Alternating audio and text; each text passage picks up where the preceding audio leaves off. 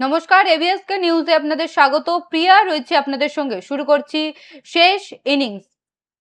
একদিকে ভোটের উত্তাপ, অন্যদিকে আগুনের লেলিহান শিকার ডুয়ার্সের ওদলাবাড়িতে বিধ্বংসী অগ্নিকাণ্ড। বৃহস্পতিবার দুপুরে ওদলাবাড়ি ডিপো পাড়া এলাকায় একটি প্লাইবোর্ড কারখানায় আচমকায় আগুন লেগে যাওয়ায় হুলস্থুল পড়ে যায় গোটা এলাকায়। মুহূর্তের মধ্যে আগুনের শিখা ছড়িয়ে পড়ে কারখানার একাংশে। কালো ধোঁয়ায় ঢেকে যায় গোটা এলাকা। দুপুর 1টা নাগাদ কারখানার শ্রমিকরা প্রথম ধোঁয়া দেখতে পান। কোনো বড়সড় অঘটনের আশঙ্কায় তড়িঘড়ি আগুন নেভানোর কাজে হাত লাগান স্থানীয় বাসিন্দা ও কারখানার কর্মীরা। পরবর্তীতে ঘটনাস্থলে পৌঁছায় মালবাজার দমকলের একটি ইঞ্জিন। দীর্ঘক্ষণ চেষ্টায় অবশেষে আগুন নিয়ন্ত্রণে আসে।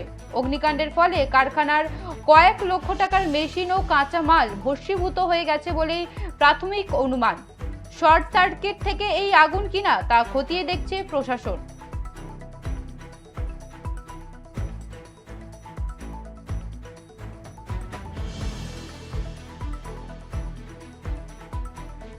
যে খবরের দিকে নজর রাখছিলাম, একদিকে ভোটের উত্তাপ, অন্যদিকে আগুনের লেলিহান শিকার ডুয়ার্সের ওদলাবাড়িতে বিধ্বংসী অগ্নিকাণ্ড। বৃহস্পতিবার দুপুরে ওদলাবাড়ি ডিপো পাড়া এলাকায় একটি প্লাইবোর্ড কারখানায় আচমকায় আগুন লেগে যাওয়ায় হুলস্থুল পড়ে যায় গোটা এলাকায়। মুহূর্তের মধ্যে আগুনের শিখা ছড়িয়ে পড়ে কারখানার একাংশে।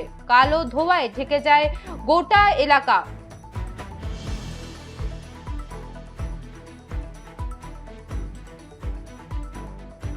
দুপুর 1টা নাগাদ কারখানার শ্রমিকরাই প্রথম ধোঁয়া দেখতে পান। কোনো বড়সড় অঘটনের আশঙ্কায় তড়িঘড়ি আগুন নেভানোর কাজে হাত লাগান স্থানীয় বাসিন্দা ও কারখানার কর্মীরা। পরবর্তীতে ঘটনাস্থলে পৌঁছায় মালবাজার দমকলের একটি ইঞ্জিন। দীর্ঘক্ষণের চেষ্টায় অবশেষে আগুন নিয়ন্ত্রণে আসে।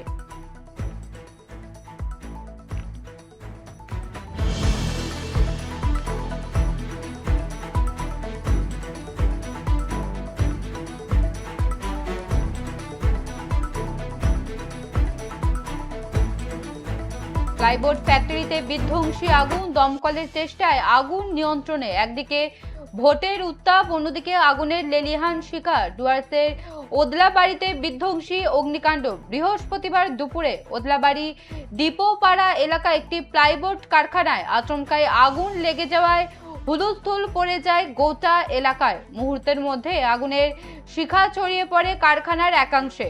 কালো ধোঁয়ায় ঢেকে যায় গোটা এলাকা। দুপুর 1টা নাগাদ কারখানার শ্রমিকরাই প্রথম ধোঁয়া দেখতে পান। কোনো বড়সড় অঘটনের আশঙ্কায় তড়িঘড়ি আগুন নেভানোর কাজে হাত লাগান স্থানীয় বাসিন্দা ও কারখানার কর্মীরা। পরবর্তীতে ঘটনাস্থলে পৌঁছায় মালবাজার দমকলের একটি ইঞ্জিন।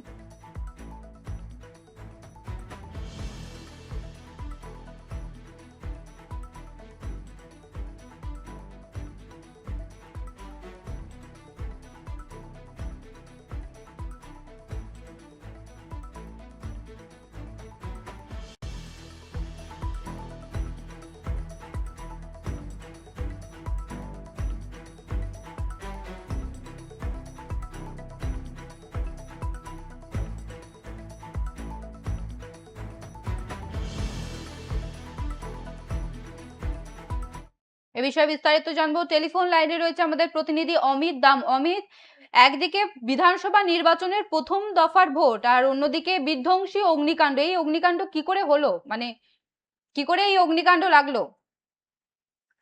দেখো প্রিয়া, যেখানে অগ্নিকাণ্ডটি হয়েছে সেটা হচ্ছে একটি প্লাইবোর্ডের ফ্যাক্টরি এবং স্থানীয় সূত্রে যেটা জানা যাচ্ছে মূলত শর্ট সার্কিট থেকে এই অগ্নিকাণ্ডের সূত্রপাত। এবং যে মুহূর্তে অগ্নিকাণ্ডটি মানে সূত্রপাত হয় সেই সময় কিন্তু ওই ফ্যাক্টরিতেই কর্মরত ছিল শ্রমিকেরা এবং তারাই কিন্তু প্রথমে সেই আগুনের শিখা দেখতে পায় এবং তড়িঘড়ি কিন্তু আগুন নেভানোর কাজ শুরু করে এবং তাদেরকে কিন্তু সহযোগিতা করে স্থানীয় যে সমস্ত বাসিন্দারা ছিল তারাও ছুটে এসে তাদেরকে সহযোগিতা করে এবং পরবর্তীতে মালবাজার দমকল বিভাগকে ফোন করা হলে তারা তৎক্ষণাৎ পৌঁছায় সেই অগ্নি যেখানে আগুন লাগে সেখানে পৌঁছায় এবং স্থানীয় বাসিন্দাদের সহযোগিতায় দমকলের একটি ইঞ্জিন কিন্তু ঘটনাস্থলে পৌঁছে আগুন নিয়ন্ত্রণে আনে।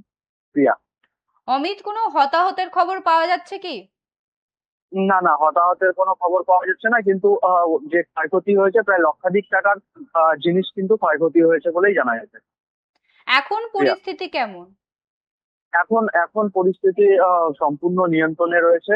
আহ, আগুন সম্পূর্ণ নিয়ন্ত্রণে রয়েছে এবং যে কি কারণে আগুন লাগলো, আগুন লাগার সঠিক কারণ কিন্তু স্থানীয় প্রশাসন, মালবাজার থানার পুলিশ এবং দমকল বিভাগের আধিকারিকরা কিন্তু সেটা তদন্ত করে দেখছে যে কি কারণে আগুনটা লাগলো। প্রিয়া, বেশ, ধন্যবাদ অমিত। একদিকে ভোটের উত্তাপ, অন্যদিকে আগুনের লেলিহান শিখা। ডুয়ার্সের ওদলা বাড়িতে বিধ্বংসী অগ্নিকাণ্ড। বৃহস্পতিবার দুপুরে ওদলাবাড়ি ডিপো পাড়া এলাকায় একটি প্লাইবোর্ড কারখানায় আচমকায় আগুন লেগে যাওয়ায় হুলস্থুল পড়ে যায় গোটা এলাকায়। মিলে অগ্নিকাণ্ডের ঘটনা ঘটলো, কি জানা এই যাচ্ছে? যে কিছুক্ষণ আগে অগ্নিকাণ্ড ঘটলো, কিন্তু ঘটলো সব ঠিক আছে। পাড়ার ছেলেপেলে স্থানীয় যত লোক আছে সব প্রচেষ্টা, তাদের একটা দমকল আসলো প্রায় 1 ঘন্টা পরে। ঠিক আছে, দমকলের প্রচেষ্টা এই আগুন নিভলো। কিন্তু এখানে যে অপরিসীম দাহ্য পদার্থ আছে, তাছাড়া এখানে সব জ্বালানি পদার্থ। এই জায়গায় কোনো আগুন নিবানোর কোনো সিস্টেম কোনো কিচ্ছু নাই, এমনকি একটা বোরিং সিস্টেমও নাই। পাশের বাড়ি থেকে সবের পাইপ থেকে আইনে জল দিয়ে এই গ্রামের ছেলেপেলে সব এই ক্লাবের ছেলেপেলে সবাই আগুনটা আয়ত্তে আনলো। তারপর দমকল বাহিনী আসছে, তাদের অশেষ প্রচেষ্টা আছে, সবাই আছে, গ্রাম বাহিনীর আগুন আয়ত্তে আসলো। নাহলে যদি এই গ্রাম যে জ্বলতো, টোটাল আমাদের গ্রাম জ্বলতো, আপনারা ক্যামেরা দেখায় দেন, 4 দিকে শুধু আমাদের বাড়ি, একটার পর একটা লাগোয়া বাড়ি। আমাদের এখানে কোনো নাই, তো কোনো সিস্টেম নেই। সিস্টেম চেঞ্জ করতে হবে। আমাদের মালিক পক্ষের কাছে একান্তই দাবি, আপনাদের মিডিয়ার মাধ্যমে মালিক পক্ষে জানাচ্ছি যে এইভাবে মিল একটা চলে না, একদম বস্তির মাঝখানে, গ্রামের মাঝখানে।